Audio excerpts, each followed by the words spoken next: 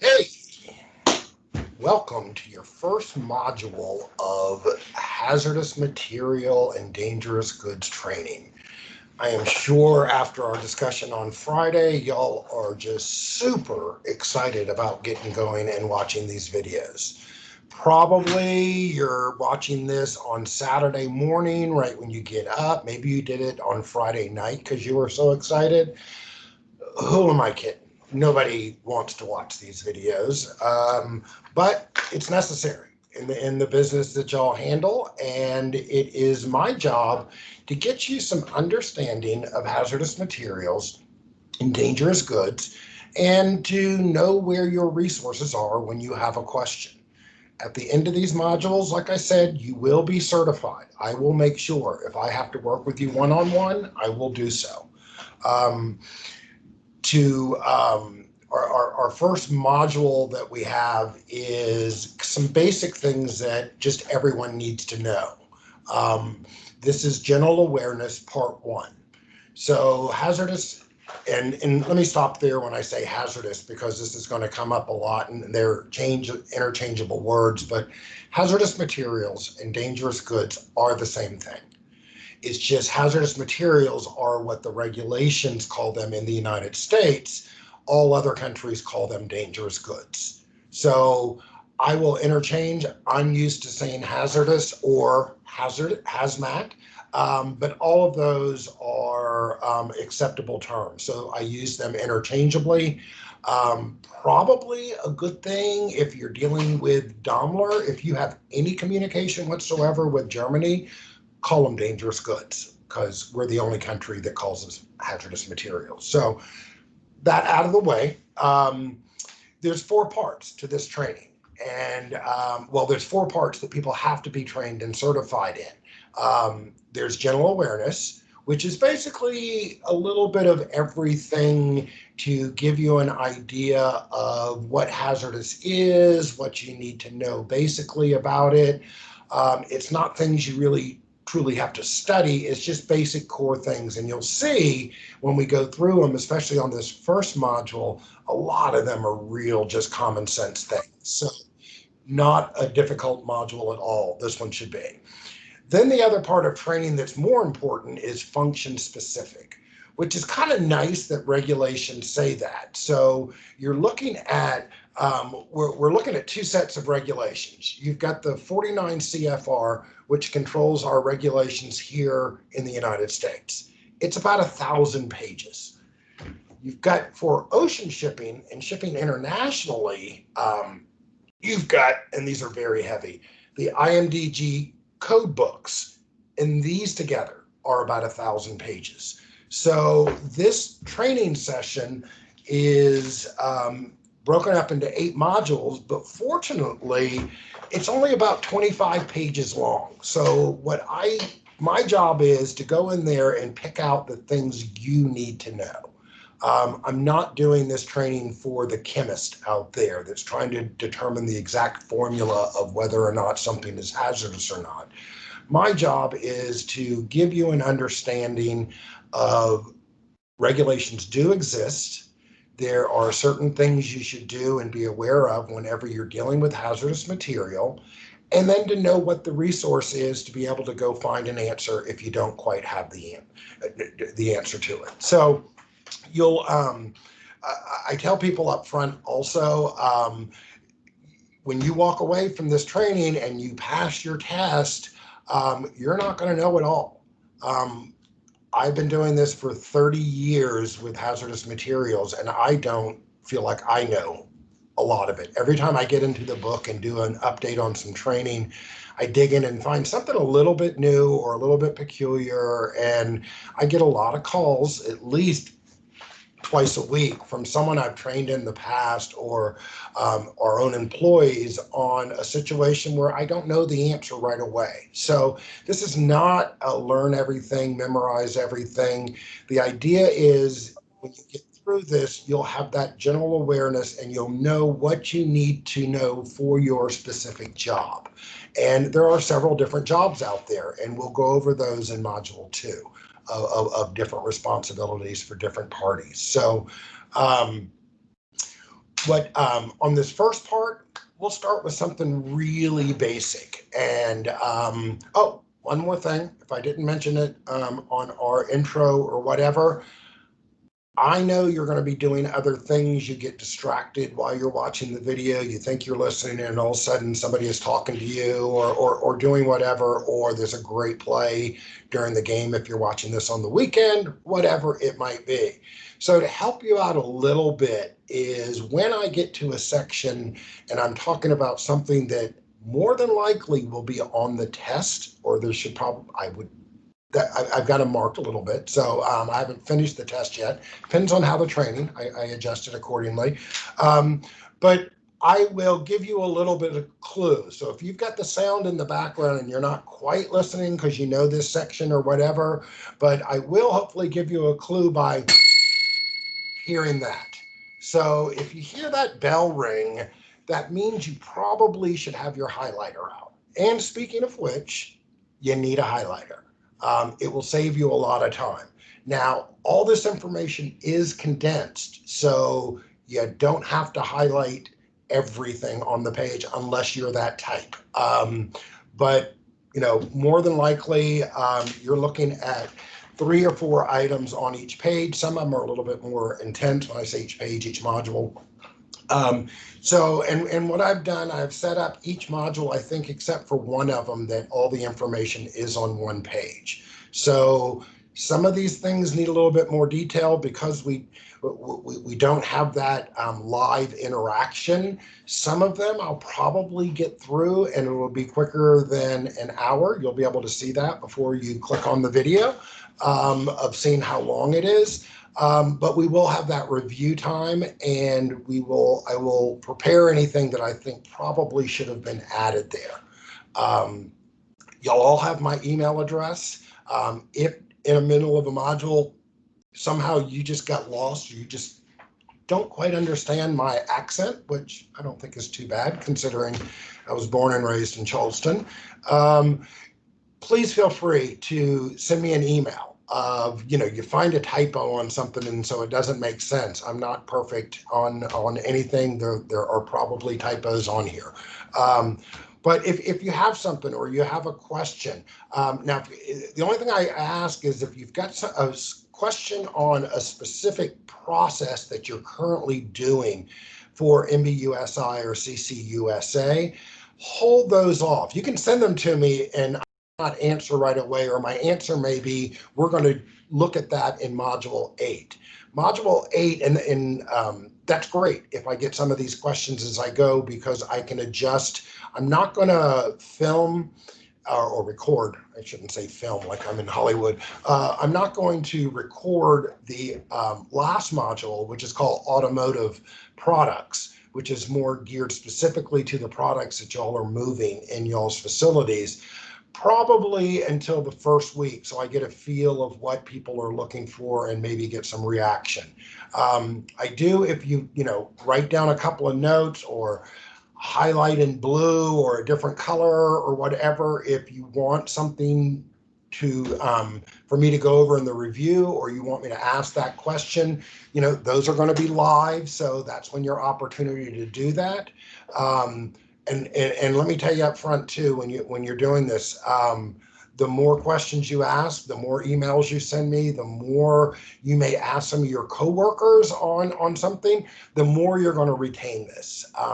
This is our first time with this whole pandemic thing of doing these things not live and in person. And I hope we don't lose too much of being able to answer questions and for me be able to see when you're totally lost and things like that. So please shout out of, if it's something technical, like, Pat, you really need to speak a little bit louder, or Pat, you just kind of briefed over and you never hit packaging types on this module and it was on there. And you know what? I've made mistakes before, at least that's what my ex-wife tells me.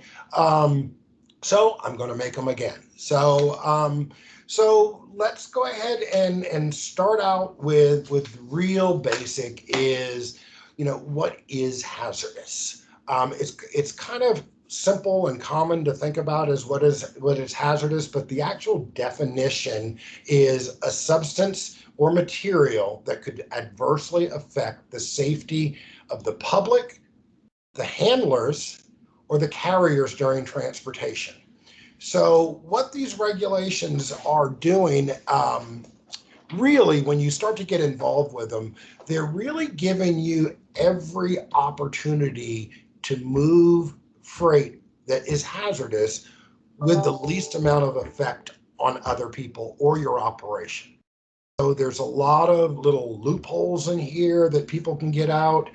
I may be addressing certain things that are by the regulations, but companies that you deal with that supply to you may have certain exemptions or exceptions where they've got a ruling from DOT saying, okay, these struts don't have to be marked as hazardous because they were able to pass these specific tests. There's no way for me to see all that with all the suppliers and all the exemptions out there. So that's when, 99.9% of the time, the information you have when you receive goods from your suppliers is going to match what you have in your system. But there's always that chance that something may not match. Just because one battery is hazardous doesn't mean another battery is hazardous. And I think y'all know that because you've got spillable batteries with acid, and then you've got non-spillable batteries with acid. And the official name is batteries wet with acid, and then batteries non-spillable. So, and it gets into very specific details on how they're put together, packaged. So there's a lot of exceptions. And like I said, the good thing is y'all's facilities, y'all don't handle super hazardous stuff. And when I talk about super hazardous, the things that are really concerning out there that you're fortunate we don't have to go into this training, but the big one is things that are inhalation hazards of a gas that's poisonous or toxic, gets into the air, and it can kill people or it can make people very sick. And then, you have to determine, do you evacuate a facility? Do you evacuate a block? Do you evacuate a 1 mile radius? Now, you're out in Vance and Woodstock, and they say, you have to evacuate a 1 mile circle around the plant. That's going to affect a limited number of people. Something like that happens in New York City, you're talking about moving a lot of people really quickly. So that's where it gets down to some of these more hazardous cargoes and others. They're all equally hazardous in the sense that if you're hazardous, you're hazardous. All the regulations apply. But that's just kind of one of those little general awareness, common sense things of you just need to be aware. If you've got a class 6.2, which are infectious substances, of course, you don't want those released to the public. They have very specific packaging requirements. And you're thinking, why is anybody shipping infectious substances? Well, it could be universities or hospitals doing research on the Ebola virus. The COVID, for example, I am sure samples of COVID in certain states are being shipped all over the world right now for other testing facilities to look at. So, and it's just one of those things that when you do that, you got to be very cautious on how you do it. And then the other really big one is that's, I think, pretty common sense for everybody else, are class 7s are radioactive materials. Now, we are not even going to touch radioactive materials. Radioactive materials, whole set of regulations under all the different guidelines internationally, air, whatever. You actually have to get specific training for radioactive materials and be certified in that. And since y'all aren't moving radioactive materials in and out of your plant, you're pretty safe with that. So we do have customers that do ship stuff that has radioactive material in them. So, and just the kind of guy that I am, this year we had a competition in our company for dress up like your favorite superhero, and people randomly got masks. It so happened that I got the perfect mask for me because I became radioactive man. Very natural, common sense for me to do that. We'll get rid of that now. Might be able to use it for Halloween, a few days away, who knows. But that's a commodity that, you know, you see the word radioactive, people are used to that. You see a word radioactive and you're like, whoa, this is serious stuff, and it is. But there's a lot of things that have like a tiny little radioactive isotope in it, like a smoke detector. Who would have thunk smoke detectors are hazardous and they're class 7? So, and one more, I guess, to kind of point out of the flags go up a little bit, are class 1, which they're explosives. Now, that can get kind of tricky because you've got 6 different divisions, and we're going to talk about what all these things mean of divisions and things like that later on. But they can go from something from a nuclear reactor or a bomb or missiles or things like that that are going to be like a 1.1 or a 1.2, all the way down to airbags. Certain airbags still are classified as a 1.4 because they have a device in them that is an explosive that activates the airbag and rushes the air in quickly. So, which y'all do have some of these. But the good thing was when airbags came about 20 years ago and they were starting to be shipped, a lot of carriers and warehouses and truck lines, they wouldn't carry class 1 explosives. Only certain carriers will, because the risk is higher, of course, if something happens.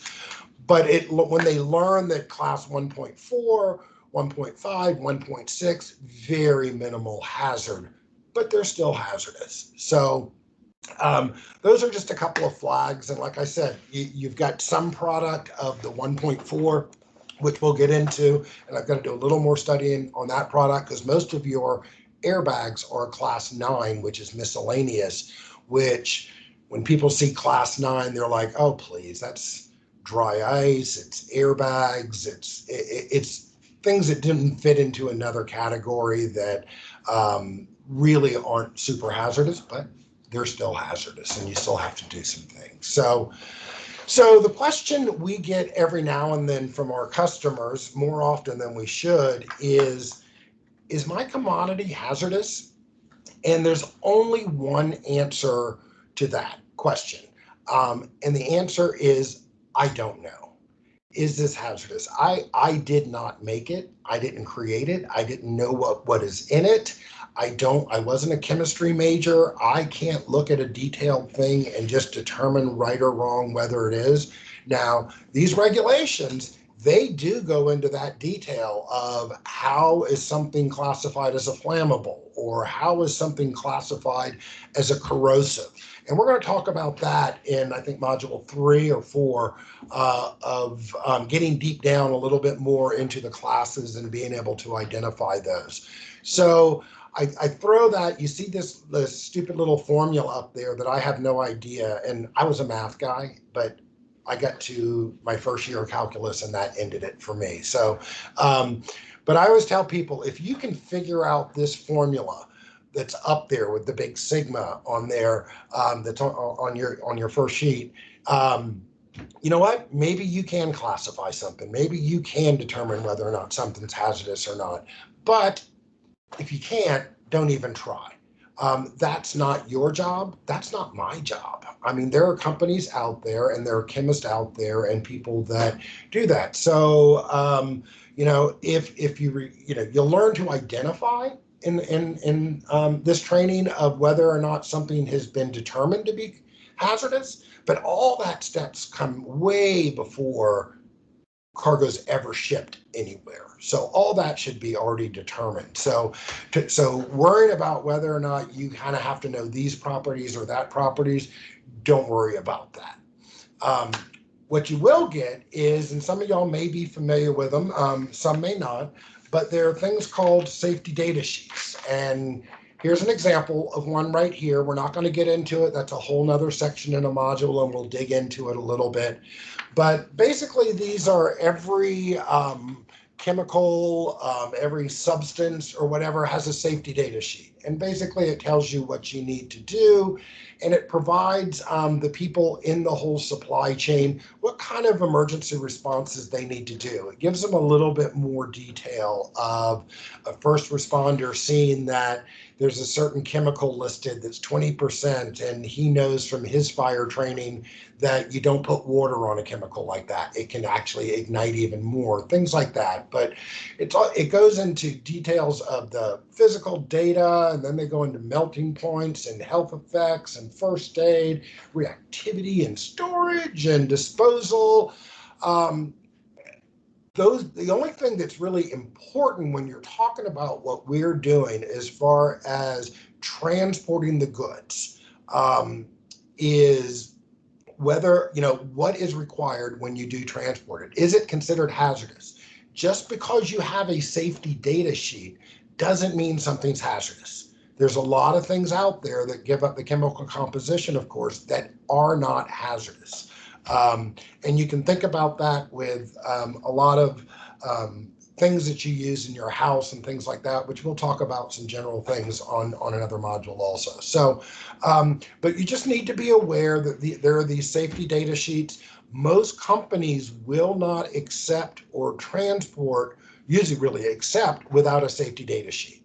And the person responsible to create a safety data sheet is the company that is actually manufacturing those goods. Now, if Mercedes isn't actually manufacturing these things, they're getting them from suppliers. Now, once they change them in some way or add them to something like a vehicle, things like that, that can make a shift and a change in things, and we'll talk about that some in the automotive side. But for the most part, if you are having problems identifying something, the safety data sheet is a good go-to of at least having that in your hand. So if there's any questions, the first thing someone should be doing is looking for the safety data sheet. And if you don't have one, you go back to the manufacturer and say, can I get your safety data sheet?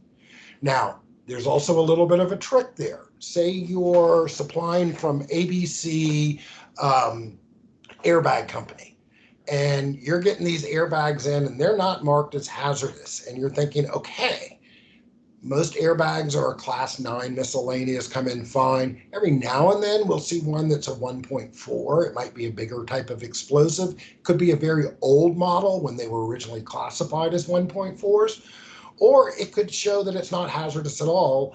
And now the question is, did it come out of their facility as a mistake, not being marked and identified as hazardous? Or is it just totally a different type? So if you're getting from this ABC airbag company, you may want to just real quick finding the right person to call and to get it. You're like, all right, that's going to throw my whole day off.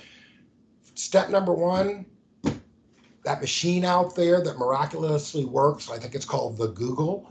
I just go online and I just type in, say, ABC airbag company safety data sheets.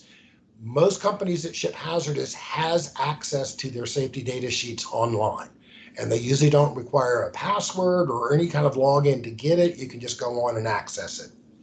If they don't, then you have to kind of dig down and find what it is. But we'll talk about what you do once you get the safety data sheet and look at it. But it just should be a policy.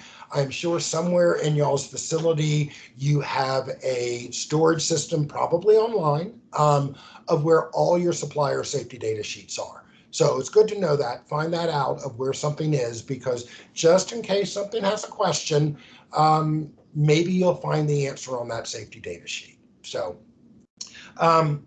next is just talk generally about why do we train.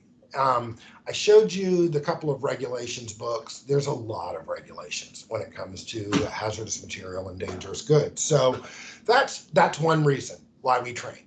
Very makes sense or whatever. The second part, nobody likes to really talk about, but penalties. And we'll go into those a little bit more in another module also. But here in the USA, we have pretty strict penalties for things, and they can be multiple types of penalties on the same shipment. So you certainly don't want that, because they can be over $35,000 for just one line item. And then you can have multiple penalties on the same line item, things like that. But those are pretty severe. But, just misspelling a word or not using, typing the wrong class by mistake or whatever, those are $500 to $3,000 for a penalty for one incident. Now, do they come out and are they looking for this stuff all the time? No, they're really looking. To be honest, they're looking for the ones that are category, like I talked about, the inhalation hazards that are like a 2.3 toxic gas or a 6.1 poison. That's a little trigger for them to go in and do a little bit more research. Radioactive material, infectious substances, those are the things they're going to look a little bit more to make sure you're doing what you're supposed to be doing.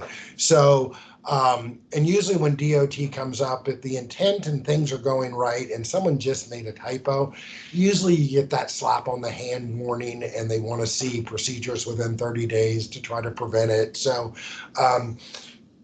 I tell our employees, I barely touch on it, and because that's not why we do it. And if you do it right, there is no, when it gets down to preparing the shipping papers and the handling and marking and labeling, there is just no gray area with hazmat when it comes to actually shipping it out. It's either the right way or the wrong way. And so everything has to be done the right way. I don't care if it's a 6.2 infectious substance or a class 9 miscellaneous. You just do it right. We do a lot of hazardous in our company. We probably handle over 500 shipments a month of hazardous goods. And so we have a lot of people that are trained. But I tell them it is not about the penalties at all. It comes down to what the third item listed. It's about safety. And I can tell you that the goods y'all are moving, like I said, are not that hazardous. You're not going to be like, oh my God, this happened to this container, and I'm going to have to evacuate or whatever. But if you do run across, who knows if certain chemicals may be coming into your facility because you need them for cleaning or some other industrial purpose or things like that. Some kind of cleaning compounds are extremely flammable, things like that. Some of them can put off a gas at a certain temperature. Probably don't have those, but if you do, and you're the one who is responsible for something, and then you hear that an incident has occurred, it's pretty scary. My first one, and what really got me involved in learning a little bit more the why behind the how on to do hazardous, and the importance was on the news one night, local news, a container had flipped about 10 miles outside the port, and it had chemicals leaking from it. And it turns out that the chemicals in it were an inhalation hazard. And they actually had to evacuate a 1/2 mile area. So that means that's a whole mile across of a mile circle from that center point. That's a lot of people. And it was at 5 o'clock rush hour in a large area of where the city was. And I knew that I had dispatched a container that day of hazardous goods. Exactly what it was or whatever, it could have been something that could have been flammable or whatever. I didn't know any of the details of what was on the news. It happened to be an evergreen container, and the container I did was an evergreen container. And I was pretty nervous of second guessing whether I did everything right. You hope everything's okay, but what if I made a mistake on the document? And from that point, I started taking it more serious. Of just, I honestly, I didn't sleep real well that night, just thinking about that. And but I was a young little 23, 24-year-old, I think at the time, way long ago. But those are kind of the things of you do it for safety. The last thing you'd want to do is have somebody, it's like, yeah, that container flipped, and it's in a neighborhood that my best friend lives in, or right outside that neighborhood my best friend lives in, or some of your family members or whatever. So the idea is, you help each other in that sense, and you want a safe environment, which reminds me, I talked about the 4 different sections that we do training on, and we talked about general awareness and then function specific, and then I jumped back into the presentation. The 3rd and 4th one are security and safety. But I figure y'all's facilities, y'all are a pretty secure facility for one, and I know y'all have various specific security protocols, and you have safety protocols. And the last thing I think y'all probably want to watch is another safety video. So those basically are, y'all have already got those ingrained in your company of safety and security at your facility. So that's not real important for the hazmat, because all they're going to do is ask for your security or safety plan. You've already got one. So if you run across that and say, you know, he really didn't go over that much, you've got one. Believe me, I've been to your facility, and yeah, security can be interesting when you're not working there to try to get into that place. And then the safety, y'all do a great job over there. So so that's kind of the general of why do we train. We're going to go into what the real specific training requirements are. Again, as I say, I'm going to say often in another module. So now we have to talk about the part that drives me absolutely insane, but it is in writing that this must be in every training. And to me, this is the definition of common sense of, come on, really? I mean, of course you have to do these things, but let's just go over them just to kind of pick your mind every now and then. Every now and then I'll get someone to go, I don't know if we really thought of it from that angle of a very basic, but rule number 1 on the general requirements, you have to adhere to all regulations. Isn't that what regulations are? To tell you what you have to do. So it's telling you, you have to adhere to them. And that's that whole, I'm sorry, officer, I didn't realize that was a law. It's like, it doesn't matter. It's a law. It's your responsibility to know them. So it's your responsibility to know that there are regulations out there. Then another word, it is an important word, the initial offerers, and that's kind of a funny way to say it, but the initial offerers information should be used. So that goes back to what I said about the manufacturer is the one that actually creates the safety data sheet. They're the ones who created this product that is hazardous. So their information is what goes unless you change it in some way and put your name on it. So that means you then have to go through all the new testing if it's a new product, things like that. Most companies don't.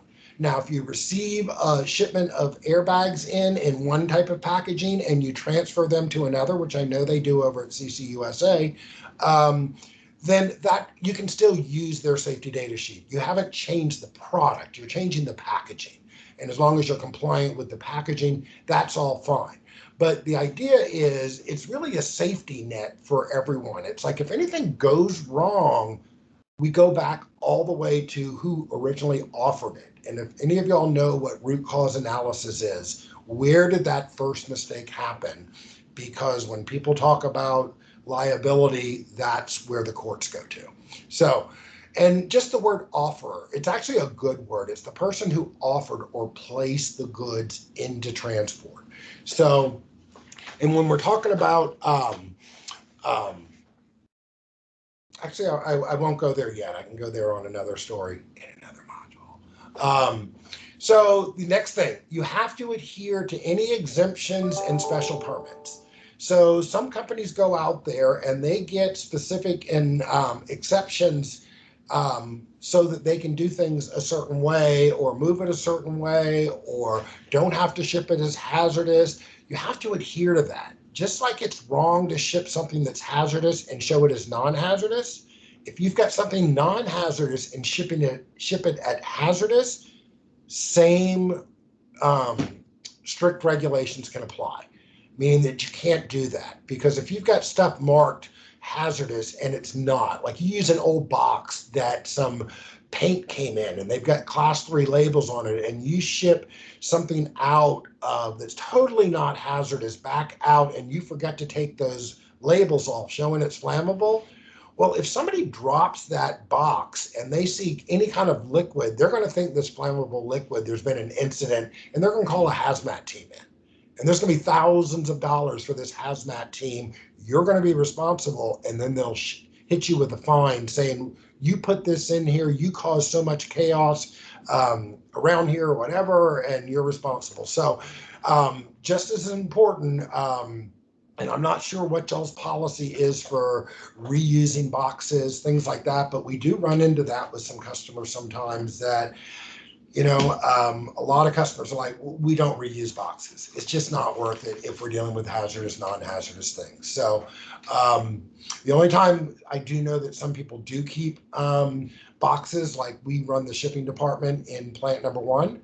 And if any of y'all know Harry or Jared at that group out there, they will keep certain boxes that hazardous goods they know that are frequently or sometimes returned. They will keep some of those to help on packaging because they're really already pre-labeled correctly and get the right markings and labels on them. So, but that's really rare. Usually the intent is when you get something and you unload it, you hope that it's going to work and it's going to be in good condition. So, but the shipping office, they return all the damaged goods, things that people are returning. So they keep a few of those, but they keep in a very specific area and they only use them seldom if the exact product from the same customer came up. So the next thing is you must be registered with the Department of Transportation.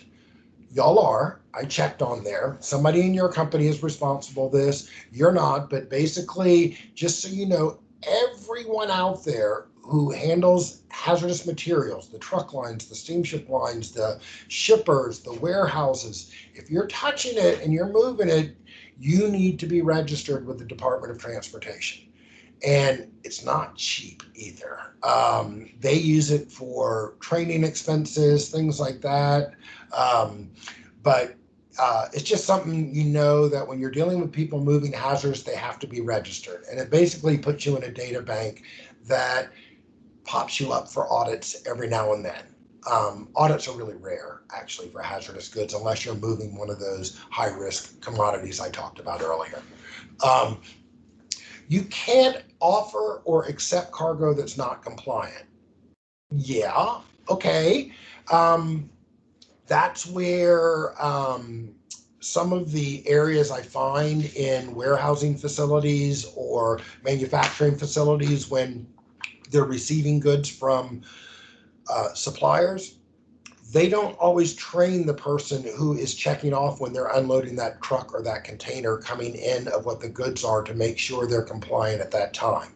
If somebody finds them finds out it's not compliant after that truck drives away, you really kind of broke the rule there that you're not supposed to accept it until you confirm that information is correct. Now, if you got a set of shipping papers they give you and said, okay, here's my manifest and nothing's hazardous, that should be on your checklist. Is anything hazardous? And nothing's hazardous, and you unload and you split apart a pallet and all of a sudden you find some hazardous labels in there, that's not your fault. You can't prevent that. You can't strip a pallet in a truck before you offload it from the truck. So that would be an exception on something like that. But the idea is once you offer it or accept it, and when you accept it, now you take on everything that's wrong. And that's sometimes not fair. We have to give certain training to our receptionists in some of our offices because we do some air freight operations, or our customers want to ship something out by air and they just use FedEx. And on the label, instead of putting the actual receiver, they know that we have to do the export documents or import documents for them, and somehow our name gets put in the ship too.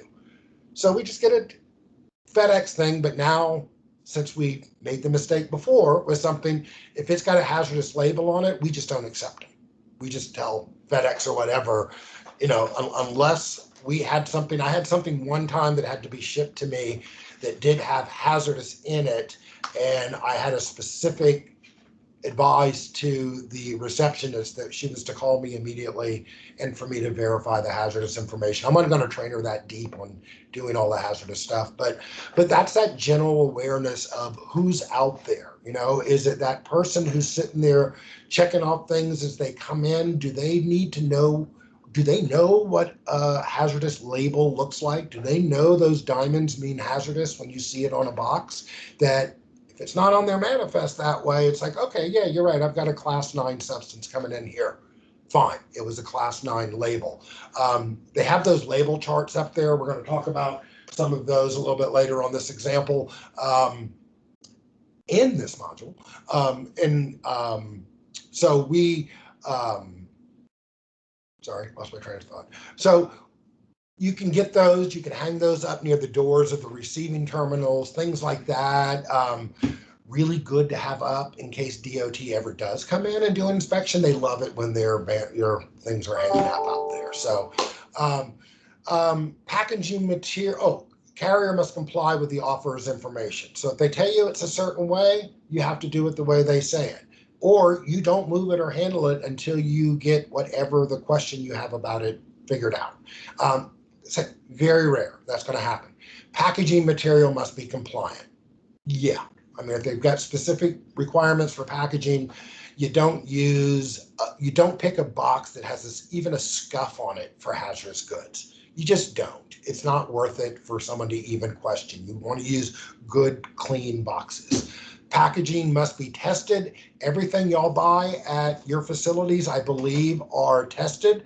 We're going to talk about the UN marking on it to make sure that it is tested. It must be in good condition and hazmat certified. So it has that UN little round thing, and you'll notice it when we go through examples later, and you might be like, oh my God, I see that all the time. Almost all of our boxes have that on it for performance test reasons. Never knew what it meant. It's actually got a lot. It's a string of numbers and letters and codes and things like that. So non-hazmat can't be shipped in hazardous packing. Kind of went over that before. Packaging can't be altered. If it's certified to handle this, you can't like take out the sideboards if they've got reinforced sideboards, and that's what was required for the packaging, just to make the cargo fit. So things like that. From what I've seen, usually y'all have very specific packaging for specific goods. And then no falsifying exemption or special permits. Duh. Yeah. So those are just kind of general, but those gives you the idea of generally, you know what? You're in this process. You're part of it. This is the common sense part of it. So next, we're going to talk about packaging types. And again, we don't have to go into a lot of detail here. We're going to talk about the ones for your products a little bit later. But here we've got Exhibit 2 up there. It should look like this. It has a few codes up on the top. It's got some pictures on the bottom. And there are a lot of different packaging types. And packaging types, basically, it's a 3-part code. The first part of the code is the type of package it is. Drums, barrels, jerry cans, boxes. That's where fiberboard boxes. Boxes is real general. Y'all use a lot of those. Cartons. That's all under boxes. Bags, composites, pressure receptacles, and we'll talk a little bit about those in a second. Then the second part of the code is a letter, and it's what it's made out of. You know, the different materials that you can have on there, steel, aluminum, wood, things like that. So, and then for drums, specifically, whether it's a closed head or open head drum. And so it tells you where the information's found on there. If you ever have to, if you ever need to look these up, if this is in you, the packaging type, it's simple. Once you get it down, it's down. But to show you the pictures, you know, there's an open head drum. Some of your stuff comes in that it's a little latch, the whole head pops off. And then there's the drums that have the 2 valves on the top. You may have seen those too, where the liquid is poured into. Drums are usually used for liquid. Also the open head ones, and I've seen them in y'all's warehouse or your facilities on some things. A lot of times those are used for salvage. items of things that don't work or whatever, and they're going to have to be destroyed. Well, if they're hazardous, they need to be moved as waste, or a lot of things as waste. And so there's certain things you may have to put in these drums, and then they seal them up and go. So the next are barrels, barrels of oil, things like that, alcohol. Come in barrels, thank God. I don't order in that quantity. I probably will when I'm done filming these 16 modules. Then there's a jerry can. I think of a gas can when you run out of gas. Next is a fiberboard box that you look on there and you see that fiberboard box. Pretty simple. Then you've got bags. That's used for biohazards usually. You kind of see those bags in hospitals. You know, the biohazard stuff you throw away, it can be put into bags, and that's fine. You don't really see them that much in shipping as just the only way to ship something. Usually it's an inner receptacle that can be a bag. So then you've got a composite, and that's a item that's been, it may look like one thing on the outside, but it's got more stuff on the inside. So that's a reinforced fiberboard box there that's a composite. You do use some of these things. I've noticed when you're repacking at CCUSA, the struts or whatever into different, form-fitting things, whether those are considered a composite or whether they're considered a fiberboard box, that's your packaging people to decide. Right, and then I said that you've got the, and then on the bottom, the last one, basic, you got pressure receptacles. Those are for your gases. Those have very strict guidelines, of course, because they have to be built a certain way or the gas would escape. So it's pretty basic stuff. So here's your basic kind of packaging. Everything falls in. You don't always see that number, like you don't, like the 4G is a fiberboard box that y'all would run across the most. Now, a fiberboard, most people, truck lines don't care about a 4G. Some steamship lines now on ocean transportation, because those international guys overseas that have a whole different language, they're starting to like to see that 4G on document. So just something to be aware of when it becomes a little more popular. Next, we're going to talk about labels and placards. We're going to get into this more on some with the class situation, but here is your number 3, your exhibit number 3. If it's printed in black and white, sorry. If you pull it up on your computer and it's in color, it kind of makes a little bit more of an impact. But for every class and division, every type of hazardous out there, it has its own label and it has its own placard. Now, labels and placards are a lot alike, and people interchange the word a lot of times. The simple thing is labels go on the actual product, on the packaging, and placards go on the transport unit, like the ocean container, the truck line, the rail car. So labels are one size, placards are another. And like I said, we'll get into that a little bit more detail, but just to know these things are out there. So like I said, where you're receiving goods, I'd have one of these, and you can go on DOT's website, which I'll tell you about, and get these little poster things, and they're totally free. And you hang them up near the door of your receiving terminals. Just helps people identify of what the colors are and what they do. They'll get used to it in your facility, saying, you know what, I'm used to seeing the green ones, the black and white ones, and the orange ones. So if I see one red, that's kind of weird. I don't know if we know what this product is. So placards, to have this near your loading facilities. If you're loading containers for export, CCUSA especially, these are really good to have near the loading door. So it just gives your people a bit of a quick identity of what's out there. So, and like I said, this is the general awareness part. We'll dig into some of the details on this a little bit later in another module. So next is the precedence table. And the next 3 things, and this is going to wrap it up when we finish these 3. These 3 are things that you're not going to really run into that much. You will a little bit of the second one, but this is, again, general awareness, and I'll explain a little bit why it's good to know some of these things. So we're going to go to example 4, and these 3 all kind of look alike. So they're just big tables that cross-reference different classes. So the precedence table is, there's things out there that are mixtures of 2 different hazardous commodities, and they make a third commodity. So if I've got a corrosive liquid out there and I've got a flammable liquid out there, and I mix these 2 together to create this new product, how do I know if it's flammable or if it's corrosive? Which one is it more of, or which one takes precedence?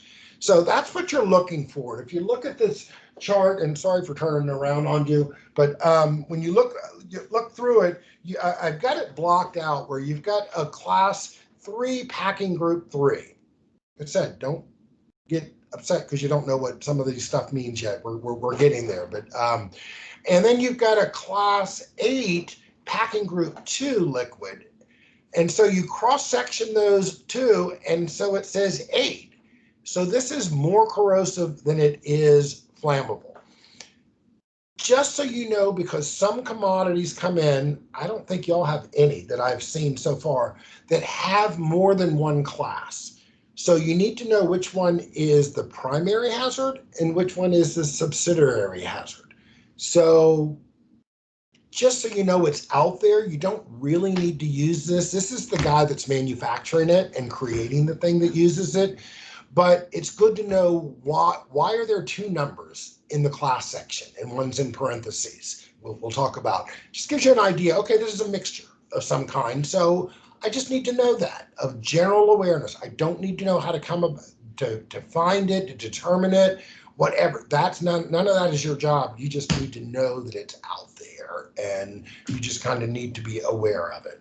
And with that, you might want to mark that somewhere on your sheet. Segregation in a container. That is exhibit number 5, your next one. Here is something that you may need if you're loading goods and shipping them from your facility. Coming in, not a big deal.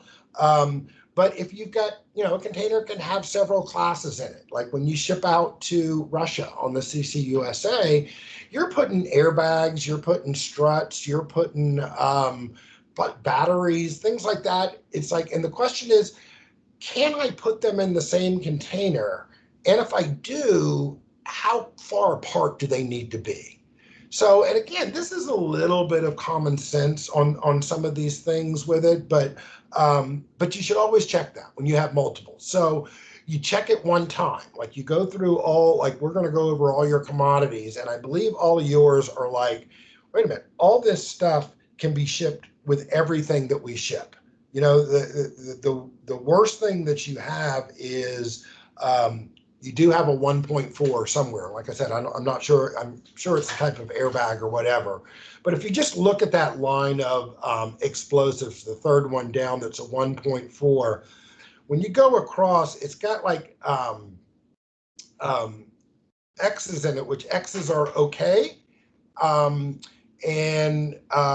you should be able to be fine with some of this. But just to know that there are information, and like I said, we'll go over this a little bit more on the segregation in a container when we're talking about packaging and labeling and things like that. But just to know, this table is out there that lets you know that it's there, and it can be found in the DOT regulations. And I may have said something wrong about them being together or not together, but the example that I have marked here is a poison gas zone A, and it's being shipped with a flammable gas 2.1, and it ends up and says that it's got an X there. So I'm looking at, I am pretty sure what that means is that it cannot be shipped in the same container, because I know a 3 and an 8 can, and I'm looking that up, but I'll get you a little bit more information there. I wasn't ready for that example, sorry about that. But so I'll get you the exact, I thought I had on the bottom exactly what the X and the star and the asterisk and all like that. I will update, hopefully that will be there by the time you review this, and you can see what it actually means. So and just so you know, sometimes in the container, they can be loaded in a container, doesn't matter where, or they have to be a certain amount of distance away from each other so that they can't intermingle. And that might be a whole pallet length or something like that in between so that they're not going to mix together if something happens. So your next one is number 6. And this was one, ever since I first started, was always one of my favorites in that it's segregation on a vessel. And what I always found amusing about it was when we first started training on this, training was like 3 days for Hazardous when it first started. And we spent 2 hours about segregation on a vessel. And whether it can be in the same hold, it has to be 4 containers away diagonally and longitudinally, latitudinally, whether it couldn't be on the same ship, whatever type of thing. So all these different things away from, stowed away from, very confusing to a lot of people. And it was frustrating to me because I would always tell the guy saying, you know what? I have never had Hypag Lloyd call me and go, where should I put this on my ship? So it's something that you just need to be aware of. And now let's talk about, I talked a little bit about precedents, why you need to be aware of it, segregation of, if you're stuff in a container, why you need to be aware of it, but why would you need to know about something on a ship? Well, it could be your product is not something that would come up with, but it could be that a steamship line, Hypag Lloyd, they may have another customer that ships a hazardous commodity, and for all of a sudden it's going to the same port on the same ship, and they only load in one hold. And the regulations say I can't put a 5.1 oxidizer next to a corrosive liquid. So, or even in the same hold. So I've already accepted this order for 50 containers for these oxidizers. So I can't take your booking on this ship. I can on the next ship or whatever, but just something to be aware of that could happen, that occasionally one of your export orders, or for a truck coming in to pick up something and it's just a small few boxes, and then you get a call from the truck line.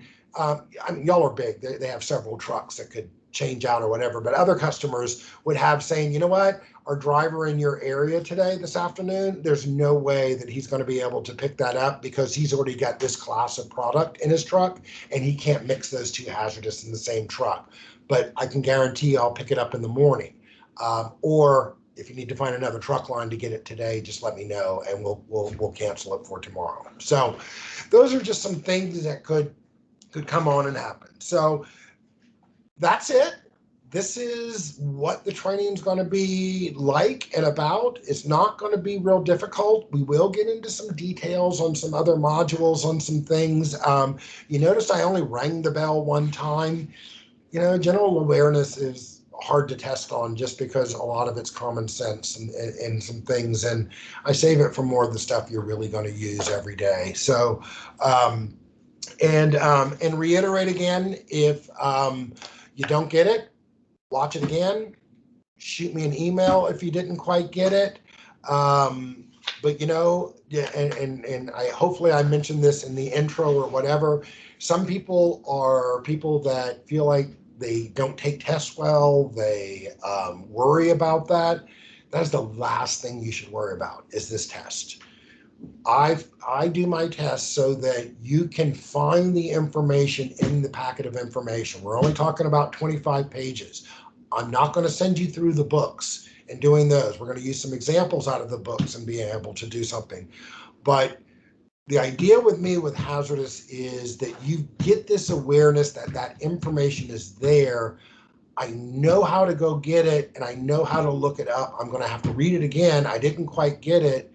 Or at least I know how to kind of move around the book. So other thing, out there, discuss during it. Please keep up with the modules for the review time. I don't want to have to go back so far, but I also know y'all have certain deadlines on things. And I've tried to make this as convenient as possible and flexible as possible. I know some people aren't going to be able to do it until 2 weeks later because of vacation and things like that. That's all fine. It's going to be out there and available, and we'll get through it. So hope you get an idea that you're like, okay, I don't have to worry. It's not this formal thing. I hope to make, when we're starting to use examples of a few more stories, to make it a little bit more entertaining. I know the words entertaining is just kind of crazy or whatever, but hopefully it'll be a little bit fun. So I appreciate y'all on this first module, and I will see you in module 2, General Awareness Part 2. Exciting, isn't it?